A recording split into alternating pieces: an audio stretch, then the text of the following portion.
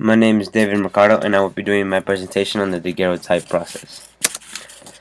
The daguerreotype, the first photographic process, was invented by Louis Jacques Mende Daguerre and spread rapidly around the world after its presentation to the public in Paris in 1839.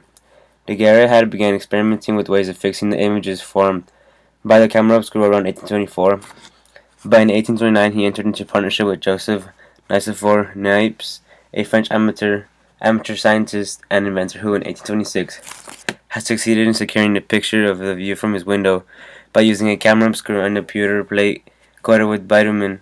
Niepce called his picture-making process holography, but although he had managed to produce a permanent image using a camera, the exposure time was around 8 hours. Exposed in a camera obscura and developed in mercury vapors, each highly polished silver copper plate is a unique photograph that, when viewed in the proper light, exhibits extraordinary detail and three-dimensionality.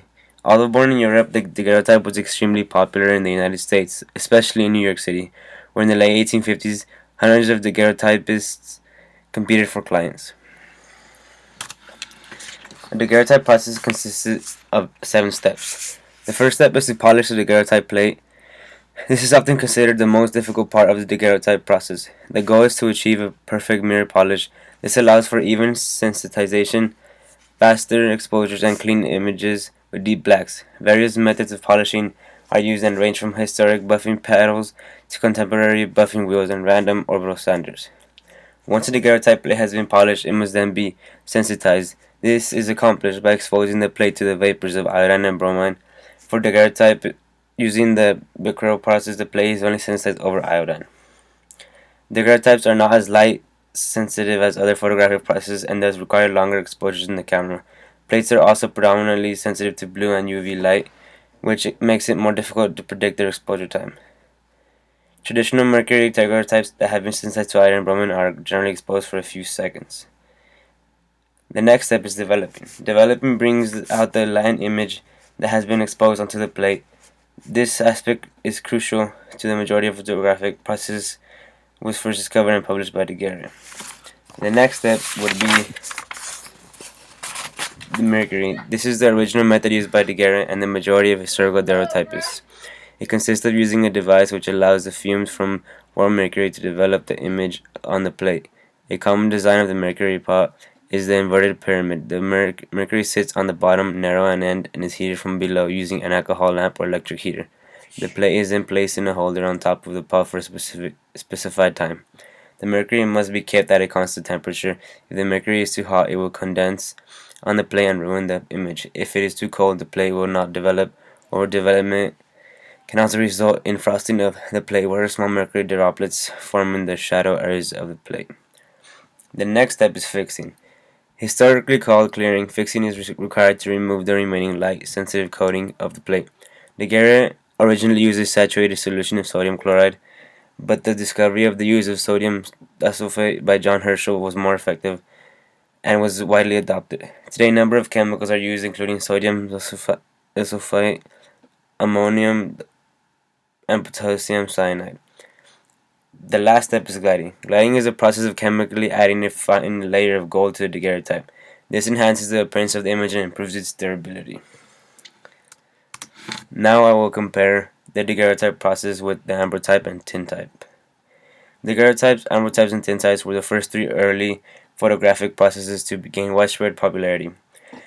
Developed in mid to late 18th century, each successive technique improved upon the others in availability, affordability, and processing speed. Despite these improvements, each process produced a unique, one-of-a-kind image. A daguerreotype exposure time took anywhere from a few minutes to as long as 20 to 30 minutes for very large images. For portraits, in order to keep the person or persons from moving and thus blurring the picture, a photographer would place iron stands on or armrests behind the sitters to help them keep still. If you look closely at these images, you can sometimes see that the base of this stands behind the feet of the subject. You might also see a blur on the image from a wiggly kid or shaky edged hands. Developed in 1851, the ambrotype took over the popularity of the daguerreotype and pretty much displaced it by 1860. It was much cheaper to produce than the daguerreotype, could be made with a shorter exposure time, and you didn't have to tilt the plate to see the image. The ambrotype made photography more affordable for middle and working class people. Ambrotypes were made on glass plate covered with a wet, light-sensitive substance, which, when developed and dried, produced a negative image. The negative then had to be mounted against a dark background or coated with a dark varnish to give the illusion of a positive. The tintype was developed in 1853 using a similar technique to the ambrotype, called the collodion process. This technique requires the photographic material to be coated, exposed, and developed on site. The tintype image, however, was mounted against a thin sheet of black enameled iron instead of glass. Unlike earlier photographs, the tintype is unbreakable. Interestingly, the term tintype is a misnomer. Because the iron they were mounted on was so thin, many assumed it must be tin, and the name stuck. The entire tintype process was quick and cheap. Within a few minutes, the customer could take an image home at the cost of about 25 cents. Overall, the daguerreotype's exposure time really caused it to fall short compared to the ambrotype and tintype. Matthew Brady was born in Warren County, New York in the early 1820s to Irish immigrants Andrew and Julia Brady. Matthew Brady is often referred to as the father of photojournalism and is most well known for his documentation of the Civil War. His photographs and those he commissioned had a tremendous impact on society at the time of war and continue to do so today. He and his employees photographed thousands of images, including battlefields, camp life, and portraits of some of the most famous citizens of the time, including Abraham Lincoln and Robert E. Lee. Even though Brady had a lot of success, there were still many problems with the daguerreotype that held Brady back. The daguerreotype was incredibly sensitive to movement, requiring the subject to remain still for as long as 30 minutes, as well as keep their eyes shut. There was also the possibility that the artist would contract mercury poisoning, which could cause, among other things, blindness or death. Severe health concerns can be crippling to any invention, so that the fact that people are willing to risk them is indicative of just how in demand daguerreotype was for the greater population. Another problem was the inconvenience of the plate itself. It was large, heavy, and required an incredible amount of maintenance, and had no negative. Even if the smallest detail were to be overlooked by the artist, then the plate would be ruined and the image would be lost forever. This meant that as popular as the daguerreotype may have been, there would always be a limit to how much it could improve. With all these improvements, Brady also had to dodge cannonballs and bullets trying to stay alive while documenting all his events. The picture I chose to describe, interpret, and evaluate is a picture of a dead horse that belonged to a Confederate colonel. This picture is daguerreotype by Alexander Gardner. It shows a light-colored dead horse which belonged to a Confederate colonel. The body of the horse is positioned as if it was sleeping, and an injury it may have received during the battle is not noticeable. The horse is also positioned in the middle, which helps draw focus to the dead horse. At first, when you look at this picture, it doesn't really look like that the horse is dead.